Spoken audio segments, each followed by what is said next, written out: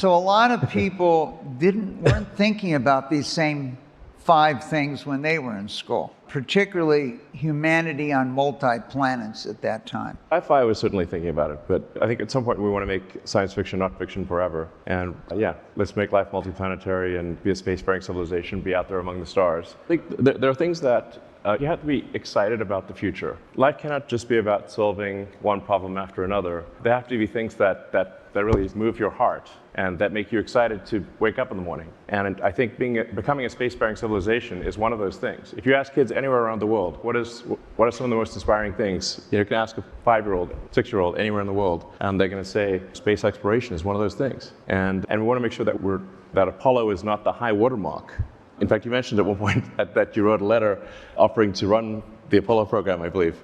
Yeah, you would have done a fantastic job. But the point is that the Apollo program was something that was inspiring to everyone around the world. And we don't want the Apollo program to be the high watermark of human exploration. And yeah, I think you want to have some sense that the future is going to be better than the past, that we're going to be out there, going to other star systems, and in a science fiction, non-dystopian sci-fi story, of which there are not many, but like Star Trek. Speaking of Star Trek, when I think about you, let's look at Spock from Star Trek here. Space, the final frontier. These are the voyages of the Starship Enterprise. Their ongoing mission to explore strange new worlds, to seek out new life forms and new civilizations, to boldly go where no one has gone before. So when I think about you, I think about Spock and Captain Kirk, and you're going to take us to places we've never gone before. Yeah, that's the idea. If we send probes out there, we might find the remains of long-dead alien civilizations.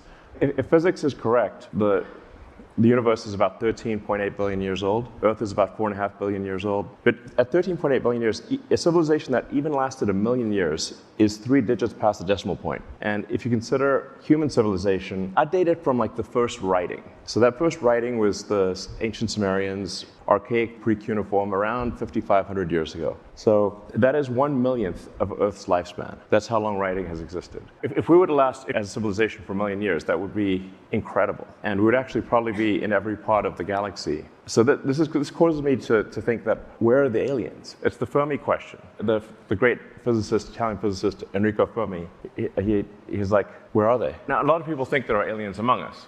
There was that movie, Men in Black. Yeah. Told us they're among us, and Elvis really went back to his own planet. Yeah, really, a lot of people think there are aliens, but I get asked that a lot. And for some reason, a lot of the same people who think there are aliens among us didn't think we went to the moon, which I'm like, think about that for a second. But I think I've not seen any evidence of aliens, and SpaceX with the Starlink constellation has roughly 6,000 satellites. And not once have we had to maneuver around a UFO. Okay. So we were like, hey, what's that? Is that an alien? Has occurred never. So I'm like, okay, I don't see any evidence of aliens. And I look at it, and if somebody has evidence of aliens in a not just a fuzzy blob, then I'd love to see it, love to hear about it. But I don't think there is, which is actually reason for concern, because you could, if any civilization in the Milky Way, in our galaxy, were to last for 1 million years, even with a speed of travel that's far below the speed of light, like a few % of speed of light, they could easily have explored and colonized the whole galaxy.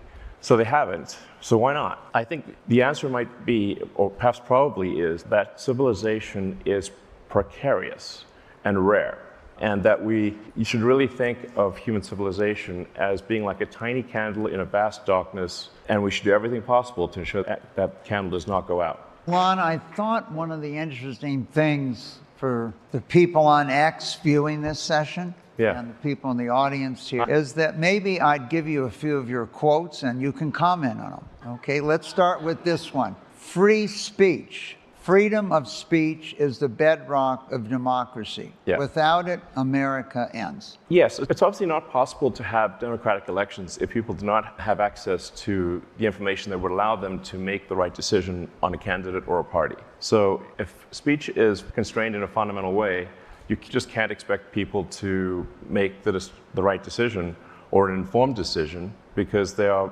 prevented from being informed. I think it's a very foundational element, and I have to say, like, why is freedom of speech, the First Amendment, is because people came from countries where if you spoke freely, you would be imprisoned or killed. That was why they were like, you know what, we should make sure that we got that one. Hey, remember that time when they tried to kill us back in the other country? Just for saying we didn't like a political candidate? Let's make sure that's okay in America. And so actually, in a lot of parts of the world, you can't really say, most parts of the world, you can't really say what you want to say without some bad consequences. And sometimes people forget, like, why is the Constitution there? The Constitution there is to protect the people from the government. It's to make it hard to change things. That's why the Constitution exists. Yeah. Don't forget about that. Like, don't take it for granted. Let's try the next quote. Yeah. The fundamental error of socialism is shifting capital allocation from highly effective entrepreneurs to astonishingly ineffective government. I think we'll find hearty agreement in this room. Yeah, I think that this is definitely a stacked deck on that front. But yeah, you'll hear this sort of argument like, oh, we shouldn't have some greedy corporation do it, we should have the government do it. I'm like, actually, the government is just a corporation in the limit. So a government is the corporation with a monopoly on violence. So if you're unhappy with a commercial corporation doing it, you should be actually very unhappy with the government doing it, since it is simply a corporation, the most corporate thing. And you can actually easily get more sway in a company than you can, the outcome of a company, than you can in the government. Everyone's experienced this going to the DMV. Have you said, do you want the DMV at scale? Probably not, okay? All right, the government is the DMV at scale. Let's try another one. Discriminate on the basis of anything other than merit is wrong. Yeah, I think we do need to have a merit-based system, because as soon as you go down the path of you're going to discriminate on non-merit-based, then where do you stop? Yeah, I think we need to be as rigorous about merit as possible. And while it is, yeah, to me that seems like it's a foundational thing. Again, I also think this room is probably supportive of a merit-based situation. But yeah, that is, yeah, I think we should be, yeah, not discriminated on anything other than merit. All right, good. Yeah. I'm happy you agree with yourself. Yeah. Exactly. I'm like, wait, who is this guy? He really sounds great. All right, so let's look at the next one. Regulation and regulatory consistency. Like Gulliver, tied down by thousands of little strings, we lose our freedom one regulation at a time. Yes. So this is actually a very important point that I think is not talked about enough, that laws and regulations are immortal. They don't die. Humans die, but laws and regulations can last forever. If year after year there are more laws and regulations passed and more regulatory bodies created, eventually everything will be illegal. And that's why you see the California high-speed rail has made a tiny section that doesn't even have rail on it, and for, I don't know, several $1 billion. Because at this point, California has made almost everything illegal. So you can't make progress. Now, historically, what has cleared away the cobwebs of regulation has been war. Now, we prefer not to have a war. So in order to have civilization function without war, you have to actively eliminate laws and regulations. So you have to have basically a garbage collection process for rules and regulations. That is necessary. Otherwise, you get hardening of the arteries, and over time, nothing can get done. The most poignant example that I can think of that happened this week was the sad picture of the California high-speed rail, which is just billions of dollars spent for practically nothing. But it'll only get worse year after year. So we must have a regulatory clearinghouse, garbage collection process. This is essential, or civilization comes grinding to a halt. We used to have sunset, that regulation would sunset. Unfortunately, it's rare today. Yes. All right, let's talk about education. The more you can gamify the process of learning, the better. You do not need to tell your kid to play video games. No. They will play video games on autopilot all day. So if you make it interactive and engaging, then you can make education far more compelling and far easier to do. Yeah. So the way education works today is really much like, it's like vaudeville.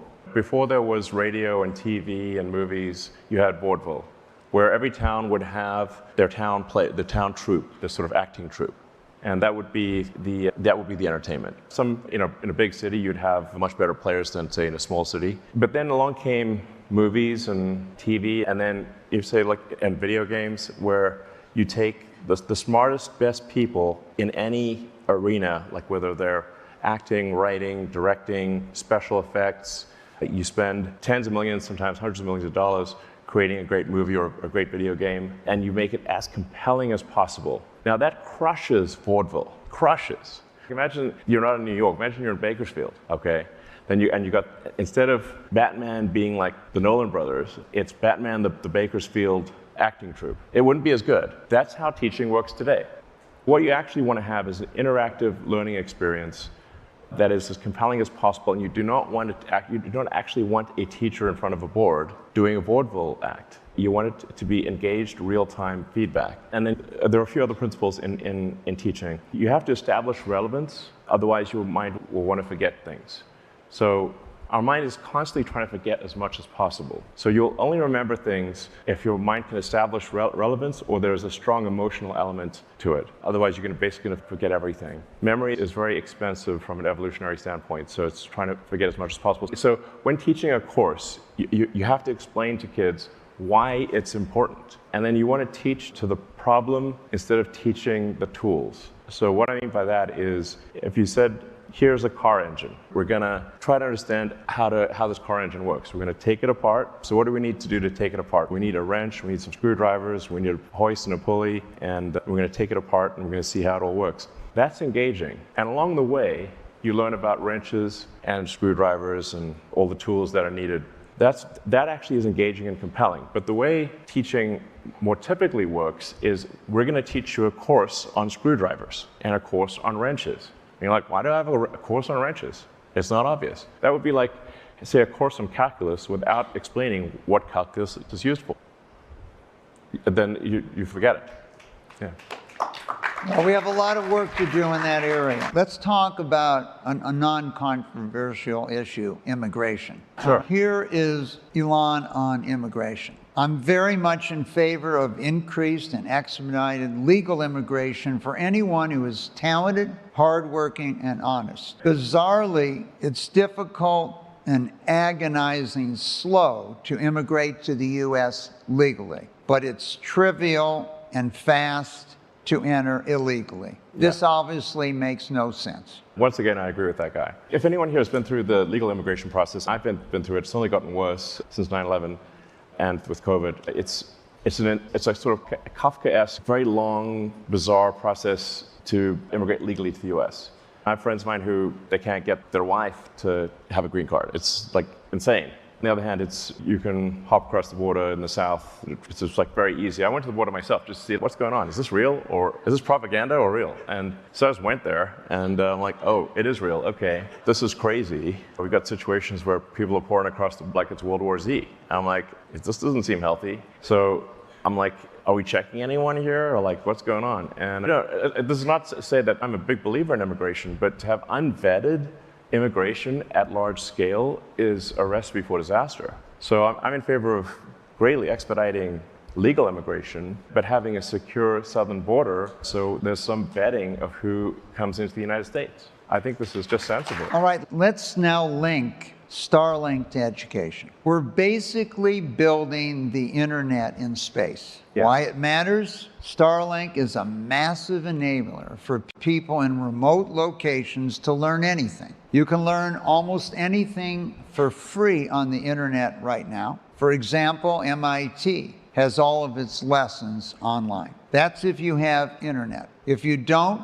you're limited to books. It might be the #1 technology that improves people's standard of living around the world, Starlink. Yeah, absolutely.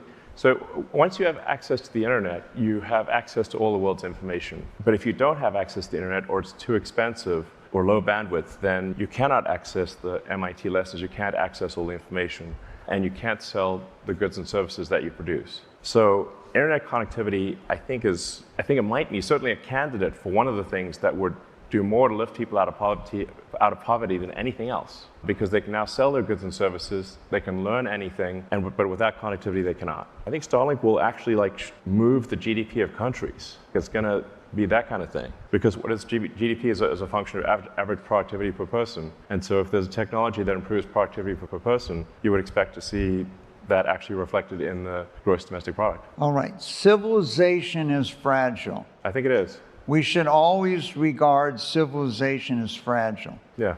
There is not an inevitable, upward trajectory.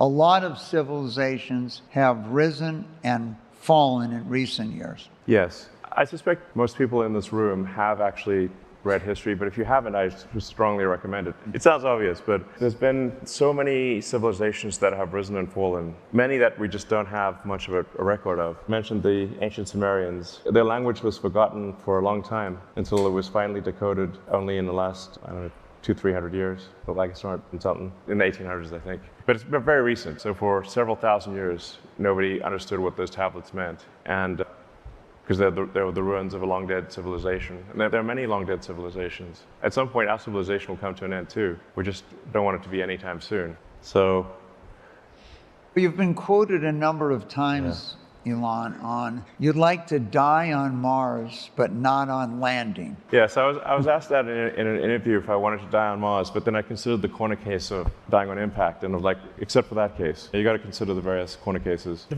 you're gonna die somewhere, might as well be Mars. I'd like to explore for a bit before dying, but yeah, I think we want to be a multi-planet civilization, and I don't know if that's a response to the audience. Let's talk about that just for 1 second. Then we're going to take some questions from the audience. I could accomplish this actually this year if I was willing to die on impact. The fundamental invention that is necessary for humanity to become a multi-planet species is rapidly reusable, reliable rockets. Yeah. I was trying to sound like a pirate, but yeah, rapidly reusable, reliable rockets. Space pirates for the win.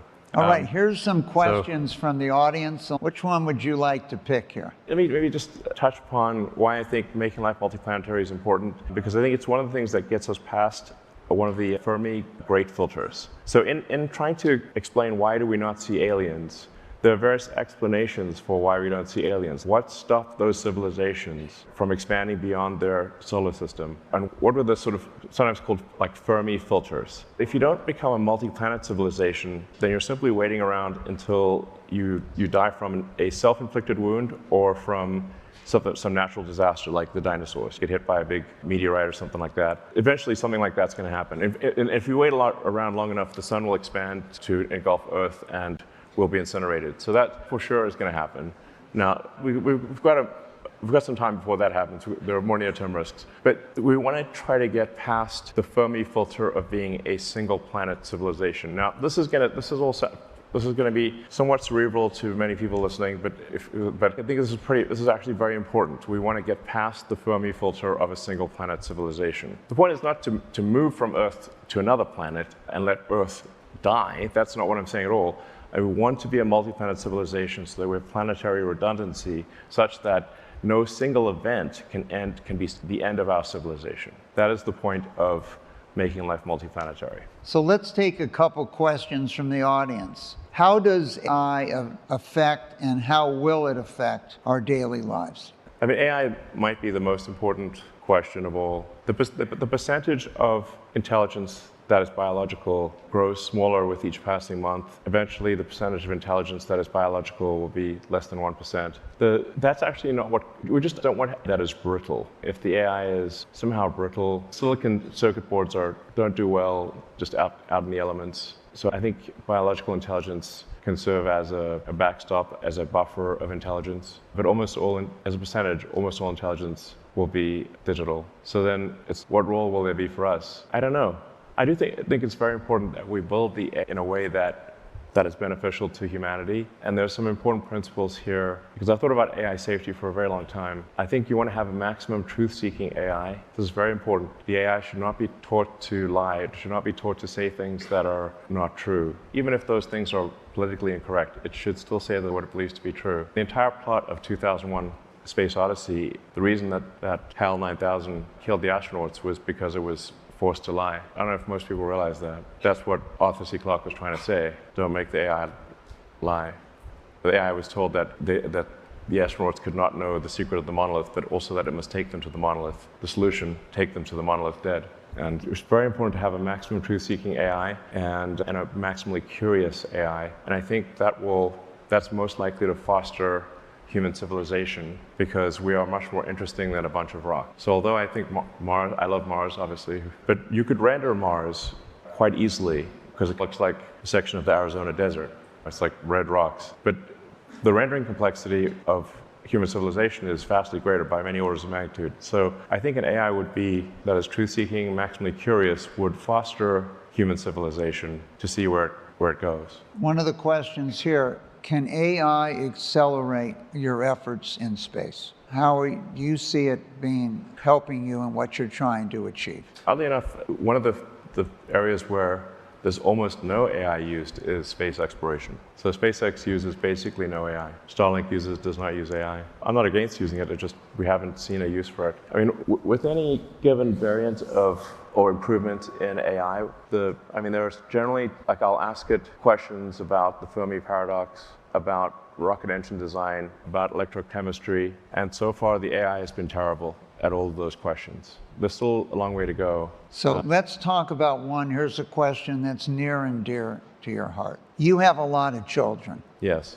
I'm trying to set a good example. The birth rate is down in the U.S. What needs to change so people start having more children? Yeah, this question has troubled me for a long time, because you can look at the demographics. It's a very slow-moving ship. Who's going to be an adult in 20 years based on who was born last year? If you want to, I think, have a good approximation for population, really look at how many babies were born last year in a particular country, multiply that by life expectancy. That's the number of people that will be adults in that country. That's the steady state population if birth rate remains constant. Now, birth rate is not constant, it is dropping. So you look at the second derivative of birth rate, and actually we see an acceleration in the drop in the fertility rate. Second derivative of the fertility rate is very bad. Where does this lead?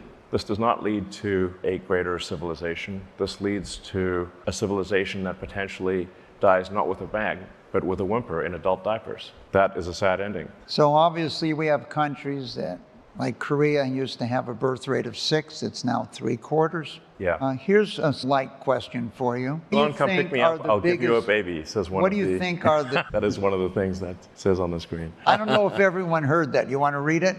It says, Elon, come pick me up, I'll give you a baby. Thank you. Okay. I certainly encourage everyone in this room to have at least 3 children. Look, this baby's got to come from somewhere. And I think we just want to have, I don't know, I think we want to have a slightly increasing population, not a plummeting population. I think this applies to all countries and cultures. Like, I don't think we want any country or culture to disappear. We want them to ideally flourish and not disappear. In fact, one of the things that is overlooked by probably most historians is the role of low birth rate in the decline of civilization. So I think it was around 50 BC, Rome passed a bill to give a bonus to any Roman citizen that would have a 3rd child. So this was birth rate was a problem in Rome in 50 BC. The Romans weren't making Roman. The same is true of ancient Greece. There was a time from about 800 BC to 300-ish BC where the Greeks had a lot of kids and a lot of surviving kids. Like, the birth rate far exceeded the death rate, which is why you had Greek cities popping up all over the Mediterranean. But then I think basically it seems to be that prosperity destroys the birth rate. So when a civilization feels like it has no meaningful external threat and is very prosperous, that is what causes the birth rate to plummet. Somewhat counterintuitively, you think if you've got more resources, surely that would lead to more kids. In fact, it is the opposite. The more prosperous a civilization, and the more a civilization feels that it does not need to defend against external threats, the lower the birth rate. I'd say that there's a lot of research on this. There's really been 3. Number one, prosperity, as you've said. Number 2, improvements in healthcare. So in 1900, half the children died on the planet before their 5th. And the 3rd was the education of women. So we've had some pretty interesting questions put up here, but let's try this one. What keeps you up at night, and what gives you joy? I think kids give me joy. So I probably get the most joy from my kids. And I'm not saying that's the reason to have kids, because we should have them anyway, but I certainly, kids are the greatest source of joy in my life. In terms of what keeps me up at night, I guess it's anything that's, I think, a civilizational risk. If birth rates continuing to plummet, I do think about the birth rates plummeting as being a civilizational risk. I think anything that undermines the foundations of democracy in America or elsewhere as a risk. I think anything that's leading us away from a merit-based system is a risk. I listen to like podcasts about the fall of civilizations to go to sleep. So perhaps that might be part of the problem here. There's literally a podcast called Fall of Civilizations, which I listened to a few times. And I'd also recommend Hardcore History if you haven't listened to that. It's a great podcast. I listen to history podcasts basically to go to sleep. So that's probably why I'm ruminating on these things as I go to sleep. Elon, I want to thank you for joining us today, and we couldn't be more excited that you agree with some of your own quotes. Yeah, that's great. Thank you very much. All right, cool.